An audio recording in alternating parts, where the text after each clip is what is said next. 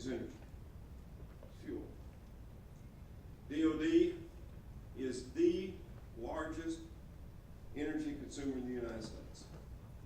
We consume 90% of all the fossil fuels the federal government consumes, and that's 2% of the fossil fuels that America uses. When you're a military force, one of the things you do is you look at the vulnerabilities of potential adversaries.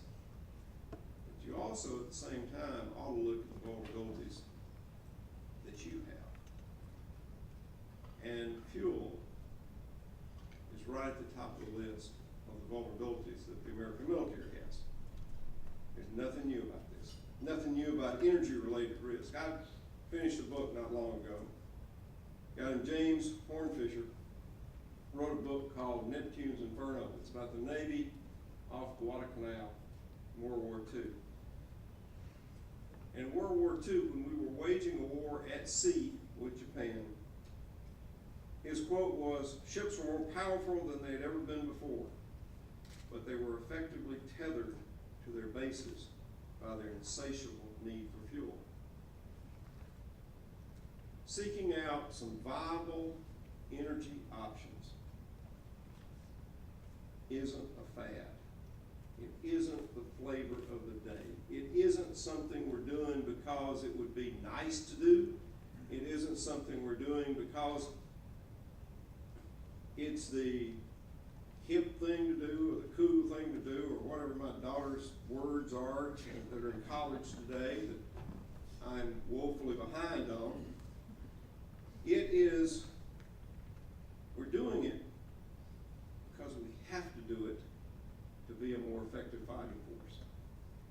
The reasons are strategic, the reasons are tactical, and the reasons are essential to our national security. Changing the way we use and produce energy is fundamental about improving security. From a strategic perspective, too much of the energy supplies for the American military come from either potentially or actually volatile places on Earth.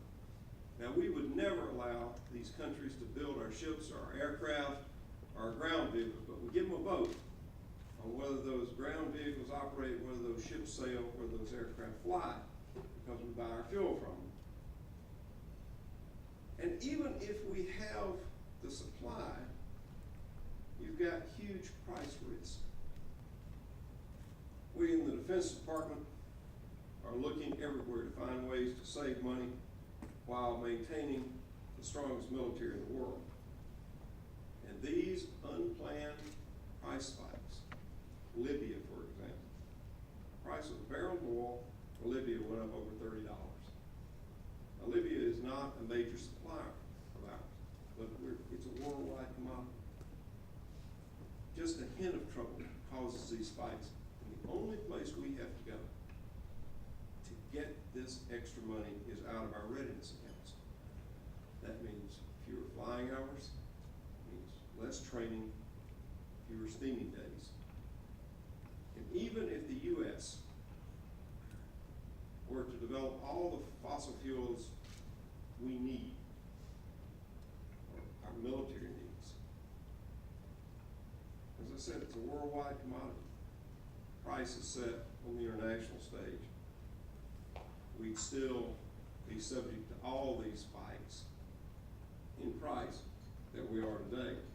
And odds are, if you look at history, and I was in Saudi Arabia 15 years ago as ambassador. Right after I left, in '97, the price of a barrel of oil was $18. In 2000, it was $23. In 2005, it was $50. In 2008, it was $96.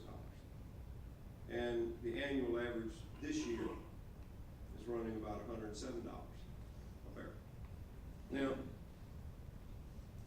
the odds are pretty high that this trend is not going to change, that the price is going to continue with some dips over time to go up. Avoiding particularly these price spikes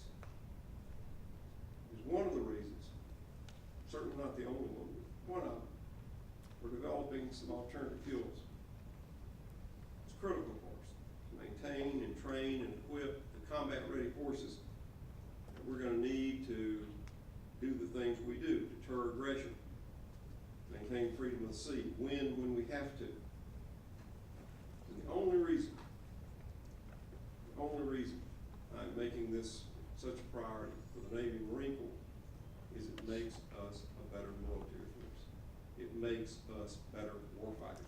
Now there are some side effects, and they're good side effects, but it's not the main reason we're doing it.